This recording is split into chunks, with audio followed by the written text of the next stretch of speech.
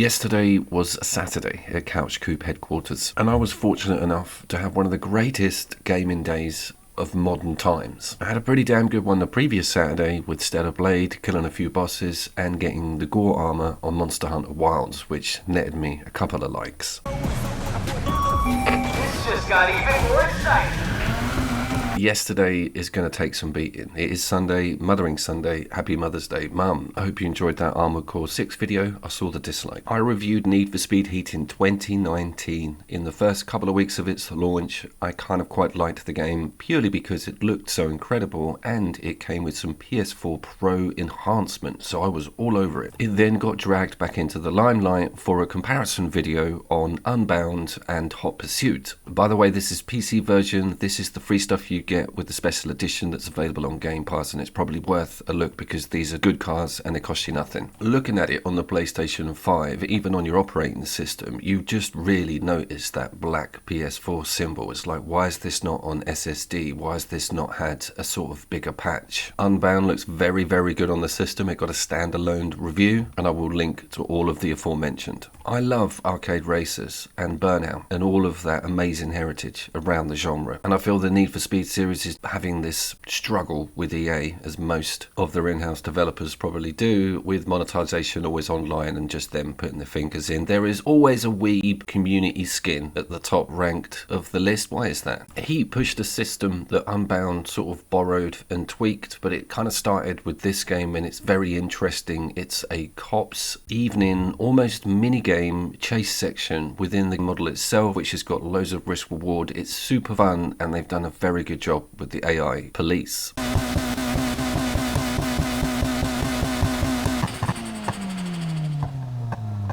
I did go and look at some of that original content from 2019 last night, and the difference in performance with this PC version, particularly on Ultra, now we're going to get to that. I put everything up but removed so much of those effects and modern adjustments, the TAA stuff. I took it all off because I wanted these crisp edges. I kept getting smoothed out scenery whenever the camera was stationary. It became annoying, and that was something I ended up doing with Shadow of War as well. Some of these modern techniques to improve visuals don't.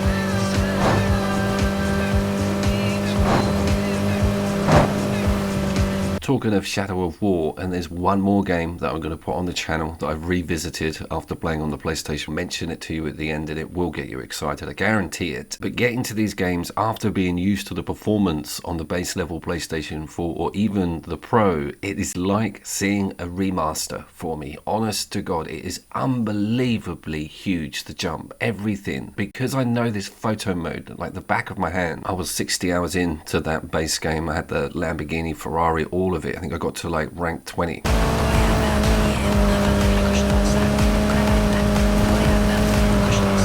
Everything in this game screams, look at me. It is trying really hard with the reflections, and that's why I was so keen to come back and look at them on Ultra. Even the neons and nighttime and wet look stuff is crazy, but the cellar is the dissipation outskirt of most of the corners has this gorgeous debris, palm trees, rubbish bins, stuff that will just fly out of your way when you hit it. There's no real stop dead scenery. It wants you to just clatter and smash through it Hollywood style. It is beautiful.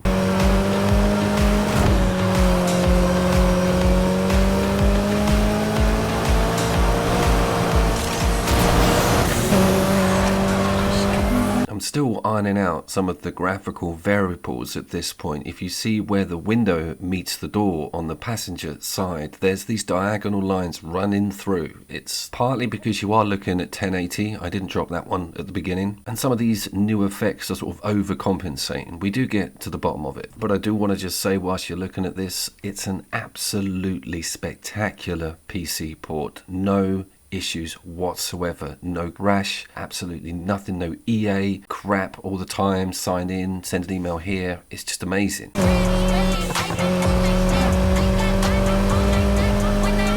It is still dropping minor amounts of frames, however, in certain sections of the map under particular conditions, that being nighttime, raining, and a group of cars with you. It started to struggle, so I took steps to put some of those reflections and shadows down to just high. Confessions afoot.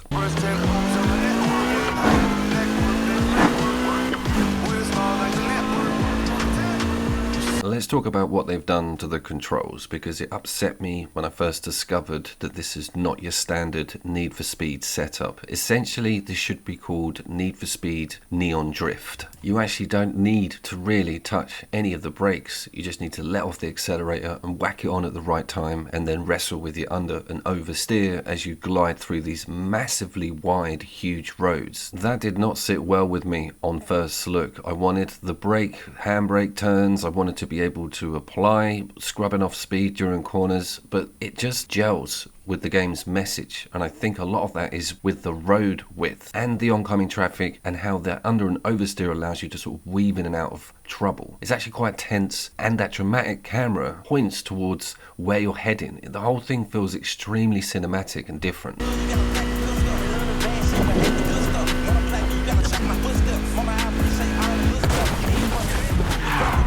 One thing that's worth pointing out is its difficulty and how it pitches it to you and how that map works. Essentially, every race has like a rank number. I think it's out of like 500. When you start, you're like 120, 150, and you go into races according to that number. You can obviously take a risk and go and race stuff that's more powerful than you, but the game scales okay sometimes, but I found myself at the front for most of this footage, so I adjusted things to hard, which is something I did not do when first playing the game in 2019. I don't know if I've got a little bit better at arcade racers. I think it's the fact that I didn't quite understand that ranking system.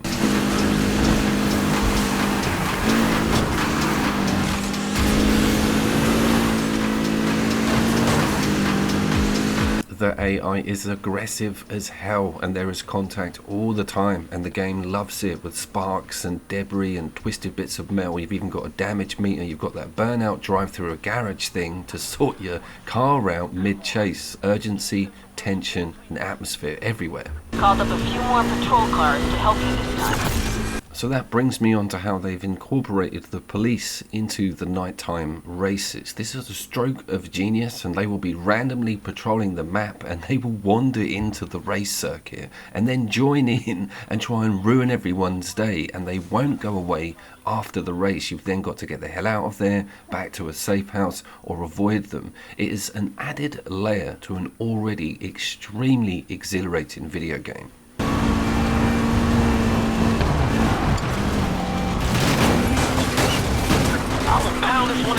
Hey, it's Anna. Watch yourself out there. I hear the cops are wrapping it up. To get them off your case, you have to give them the run around, over jumps, maybe go under a bridge, loop over things. It's so much fun because you have a GTA style map. You can see which way they're pointing, where the reinforcements are coming in. But if you get that number in the center of the screen high enough, the helicopters and the road spikes come in, and you're back in hot pursuit again with these amazing graphics, with Burnout style garage stops. You're smiling from ear to ear. These 2019 reflections, the art that they've put in and around the map, I looked up one of the artists. They have their signature in the corner. They're on Instagram. I was like, how cool is this? Murals in and around the Need for Speed game, they will give you special decals if you pick up the icon. Searching for them is quite a fun activity. That also goes for the jumps and speed traps and even bonus cards that they've hidden up once you reach certain ranks. I love angles like that.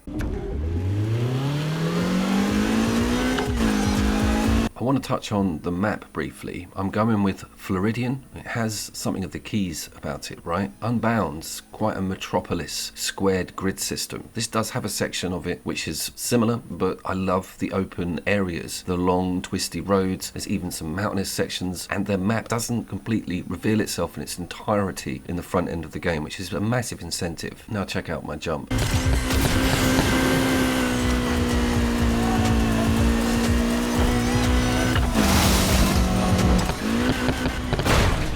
Non-compulsory drift sections. You think with a name like Need for Speed Neon Drift, drifting would be everywhere all the time and something you had to get your head around in order to progress. That's not technically the case, even though they are really fun, and the idea of putting together a drift build car is totally a thing. You get the chance to switch out vehicle prior to going into an event.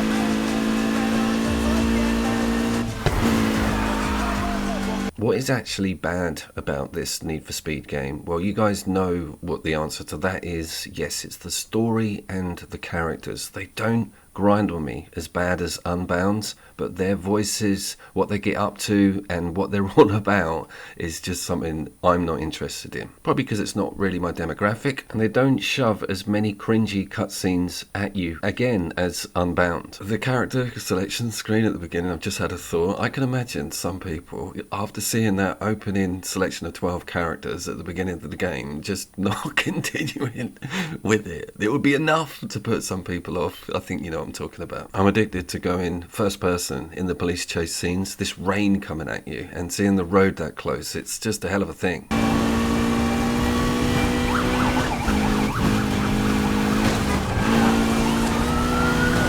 I also have quite a strange love-hate relationship with the music in the game. There isn't enough tracks, I don't feel, full stop, and they don't spread enough genre variety around. But like 4 of the tracks are absolutely blinding, and it got me on to the 2 Chainz Mama song, which I'd never heard before, and there is the flagship Nightmare tune, which I made a meme of with The Lighthouse, William Dafoe and Robert Pattinson dancing. That one is still freaks me out to this day. It's in the Burnout Versus video I will link. Some of the tracks annoy me so much that I'll be skipping them right mid-corner on a really difficult part of a race because I cannot have that song start up, which is tapped down on directional, by the way. This is an interesting piece of footage I've been showing off, and I haven't realised that I've got a millimetre of health and 1 hit from death and losing all of my money going that night. So I've got to get to the garage. So as this cat and mouse thing happens, I love the graininess, and the whole soundtrack just turns really strange.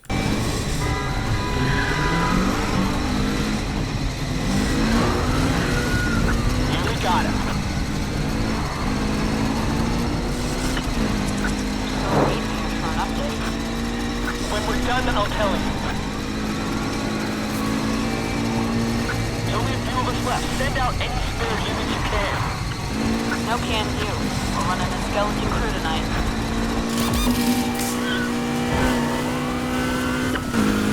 Yeah, you don't have unlimited repairs of an evening, so you can't be spamming and just U-turning around the garage. And the physical damage on that car with the boot all rattling around and it looking like it had the crap kicked out of it, I do appreciate that. What sort of car is this? It's a Nissan Micra. I am obviously joking. I actually love the 370Z. It just took me a couple of years.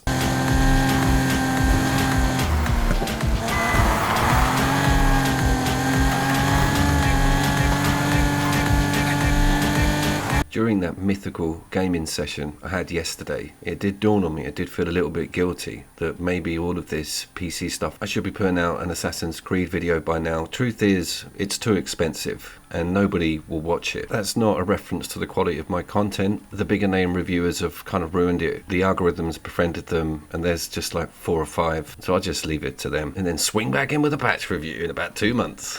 Ghosts versus Rise of Ronin versus Shadows. I haven't seen that as a title yet. In actual fact, I've seen no one mention Rise of the Ronin next to Shadows at all. And I am trying to get my money's worth from Game Pass, and that brings me on to the next game I'm going to put on the channel. During the end of the Atomfall review, I was hyping this Need for Speed video saying you're not ready for what you're about to see with this game. Well, bro, nothing prepared me for Rage 2.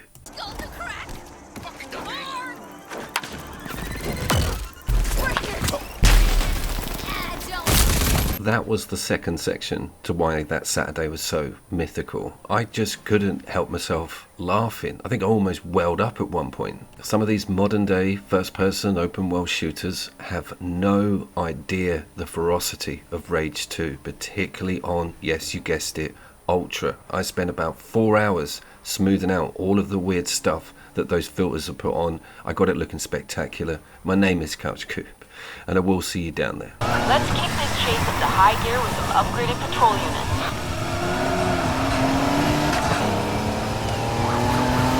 Doc, calm down now. I got this. I'm gonna try to block him from the front.